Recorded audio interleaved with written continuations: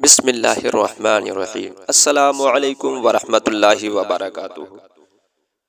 میں محمد وسیع رضا سنی point channel پر آپ کا خیر مقدم کرتا ہوں، ایک نئی ویڈیو کے ساتھ۔ دوستو، امید قوی ہے کہ آپ سب خیر و عافیت سے ہوں گے۔ ناظرین کرام، آج کا ہمارا موضوع ہے شان حضرت سیدہ فاطمہ الزہرا رضی اللہ تعالیٰ عنہ۔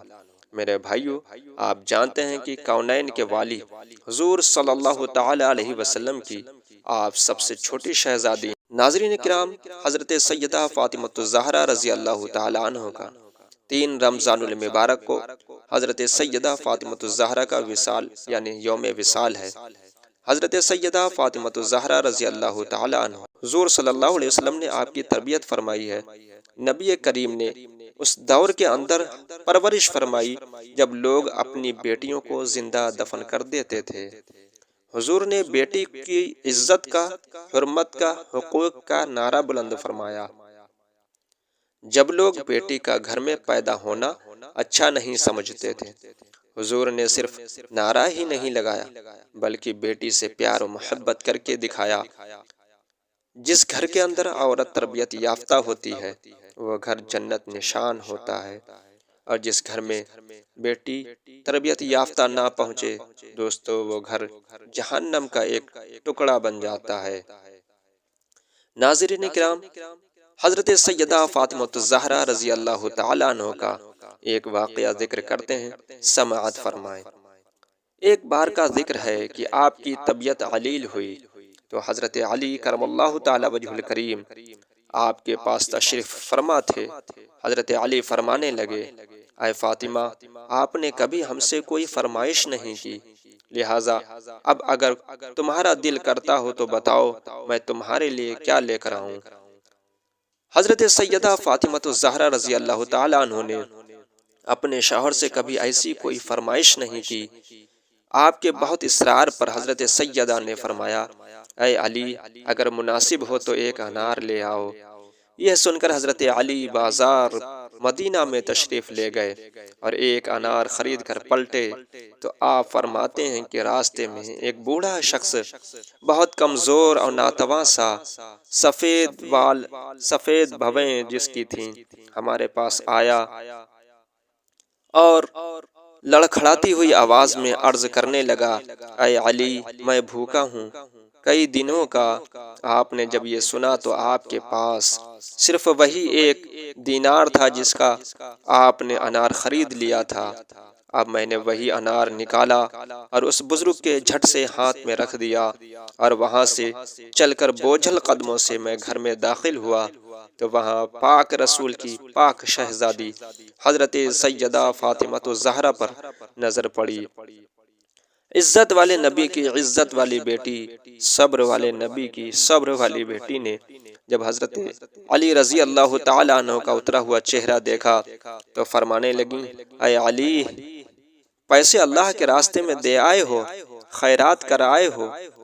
حضرت شیر خدا رضی اللہ تعالیٰ عنہ فرماتے ہیں کہ میں نے فاطمہ الزہرا کی طرف دیکھا تو میں حیران ہو گیا۔ میں نے کہا، اے فاطمہ، تمہیں کیسے پتا؟ کہنے لگیں کہ مجھے تم پر یقین کامل ہے، آپ انار لینے گئے تھے اور آپ نے انار خرید بھی لیا تھا۔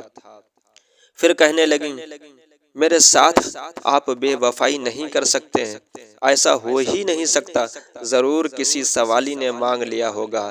اے علی، آ جاؤ، مجھے انار کھانے سے وہ سکون نہیں ملتا جو تم اللہ کے راستے میں دے آئے ہو، اس سے بڑا سکون ملا ہے۔ ابھی صبر کر کے بیٹھے ہوئے چند لمحے بھی نہیں گزرے تھے کہ اچانک دروازے پر دستک ہوئی، اور حضرت علی نے اٹھ کر دروازے پر گئے تو دیکھا کہ حضرت سلمان فارسی دروازے پر کھڑے ہیں۔ انہوں نے مجھے 9 انار دیے اور فرمانے لگے کہ نبی معظم صلی اللہ علیہ وسلم نے مجھے دیے ہیں اور یہ فرمایا ہے کہ انار حضرت علی کو دے آؤ، حضور نے آپ کے پاس بھیجے ہیں۔ آپ فرمانے لگے، یہ ہمارے نہیں، کسی اور کے ہوں گے، یہ ہمارے کسی بغل والے بازو کے یا پاس پڑوس کے ہوں گے، کیونکہ اگر ہمارے ہوتے تو پورے 10 انار ہوتے۔ اس لیے کہ اللہ تعالیٰ فرماتا ہے کہ تم ایک نیکی کرو گے میں تمہیں 10 نیکیاں عطا کروں گا، 10 عطا کروں گا۔ فرمانے لگے اگر میرے ہوتے تو پورے 10 ہوتے، یہ 9 ہیں، 10 ہیں نہیں، اور میرا یقین ہے کہ اللہ و رسول نے بھیجے ہیں تو پھر پورے 10 ہی ہونا چاہیے تھے۔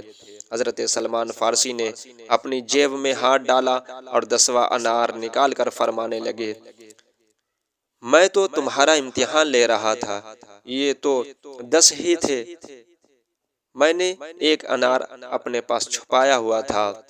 دوستو یقین کامل تو دیکھو، اللہ و رسول کے فرمان پر بھروسہ تو دیکھو، کتنا پختہ ایمان ہے حضرت علی رضی اللہ تعالیٰ عنہ کا، حضرت علی شیر خدا کا، کہ انار تو میرے 10 ہی ہونا چاہیے تھے۔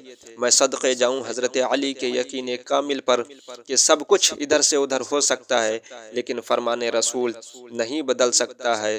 ان کا یقین ہم جیسوں کے لڑکھڑاتے ہوئے ایمان کو جلا بخش دیتا ہے۔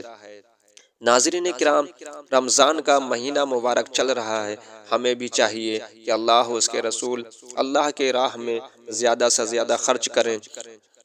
جو لوگ روزے دار ہوں، کوئی مسافر ہو تو انہیں روزہ افطار کرائیں، اللہ کی راہ میں زیادہ سے زیادہ صدقہ و خیرات کریں۔